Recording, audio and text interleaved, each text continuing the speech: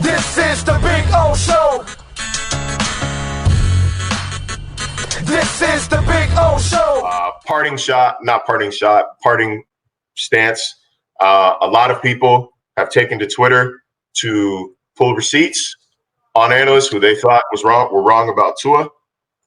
And while I'm not against I told you soing, there's an extent, to an extent. Don't harass people. Don't be assholes. I'm tired of getting, I'm tired of seeing, things go what I think is overboard at people. Right. Specifically with Mina Kimes. I know that there's a lot of, she liked Justin Herbert. She thought Herbert is better than Tua. A lot of people did, man. A lot of people did. To be fair, nothing the last 2 years. And, you're going to argue with me. We got to save the actual argument for some other time. Nothing the past 2 years suggested that Herbert wasn't the better quarterback. Like Tua has changed the narrative this year. Physicals. That's all. It was it really in the end, dude. It's just the problem I have with the whole Tua situation and what still gets me riled up were the absolutes. You and Cam were never the absolutes, but many others were. No, he can't play. No, he can't do it. No, he's not tall enough. No, he's not. Doesn't have good, strong enough arm. And those were the people. Not the. I don't have a problem with somebody saying, yeah, I got to see it. He's got to develop into this. I got to see him stay healthy. The wait and see people, that should be for every player. But I think the problem with the Tua situation was that there were so many absolutes and too many people came out and ended his story before it was ever written. And those were the things that set me off personally. I don't disagree. But I talked to Mina a lot. And she was an absolute. She wasn't an absolutist. That's the thing. Like I'm not going to go through our text and read them off, but like the story that I wrote about him last year, she very much said, hey, look, you get another year. Like everybody knows that offensive line was horrible, but you can see with some quarterbacks that even when their line is bad, that they just don't have it. Look at Davis Mills. Look at Zach Wilson. Like you can see it. She said that's not Tua. Like, in fact, it's impressive that he's shown improvement despite his line getting worse from year 1 to year 2. She even said improve the situation around him in 2023 and then make a decision. That was always her stance. I think that arguing against maybe I got her mixed up with Rossini, but I'm pretty sure one of those two were absolutes. I don't have time to go back and look at their audio. I'm telling you, I swear I could remember on NFL Live, absolute. Like, he's not the guy. And to me, those are the people that I like to go after myself. Because my problem is, and I've gone through this before over the years. You get in love with somebody's physical talents, and that doesn't mean shit to me. And I keep telling. We went through this with Tannehill. And I keep telling people, it doesn't matter, bro. Look at his brain. When things go awry, it scatters. And he's not that guy. And there's lots of quarterbacks like that when all hell breaks loose, they don't have the composure to stay there with it. And that's, to me, that's the better trait than any other physical trait that's out there.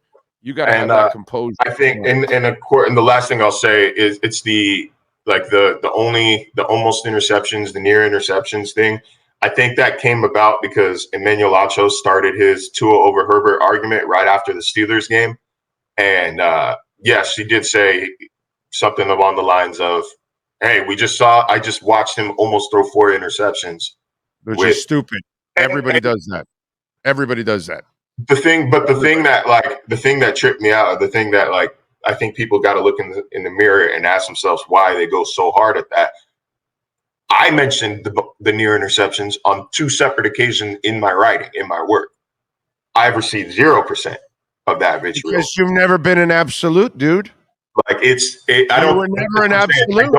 If you were an absolute, I would bust your balls like I bust Poop Arts, like I bust Joe Shad's balls. like I bust Omar's balls. Because two things are true. Two things are true with that Steelers game though. One, this wasn't like they weren't near interceptions, as in like that was a bad pass. He sailed that one. It was like legitimately 4 of them were drops. It wasn't like a 50-50, maybe debatable. And it means nothing, Marcel. But 2, let me finish. But 2, that was his first real game action in like 3 weeks. That was his first real live action in 3 weeks. The timing was off. And that was the reason for it. Wasn't necessarily bad decision as it was. These were bad. The chemistry's got to be rebuilt. And that is what I ultimately wrote.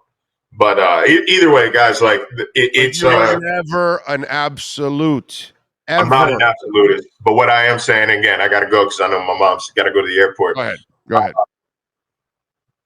Just enjoy the ride at this point.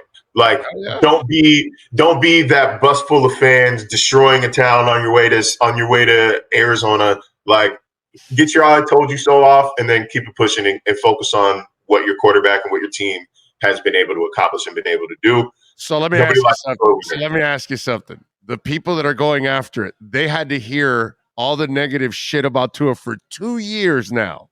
So for 2 months now, they're having fun, and you want them to calm down? It's not a fair thing, bro. It's not. You can't pound the shit out of somebody for 2 years. I'm only gonna pound you for a couple months.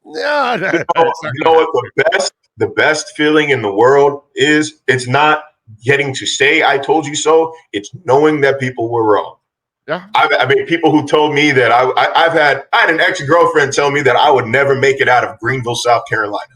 Look at that. I don't go find her and not say, "Hey, I thought you were wrong about this." I just know that anytime you're in an office and they're playing ESPN, you have seen me on television. That's it. You know that you're wrong. I don't need to remind you. That's where I'm at with this. Send her a text. People who are wrong, they know that they're wrong. You ain't got to tell them.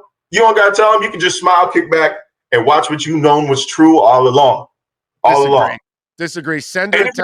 If you're going to clap at anybody, Mike Florio this offseason said the only way you fix Tua is that's the most disrespectful thing I've ever seen anybody say about Tua. And that deserves this energy. He's a complete ass clown that needs to be. That deserves the energy. That deserves the energy. Go after Florio for 20 years for this.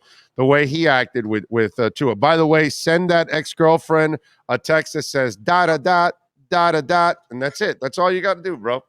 My TikTok account a couple weeks ago told me that she viewed my profile, she viewed my page, so she knows what the deal is. I ain't got to tell her. I don't got to rub that in. I just got to keep living my life and enjoying what I always knew was going to be true. Give me her name. I'll send her a text. Breaking news: Marcel's with ESPN.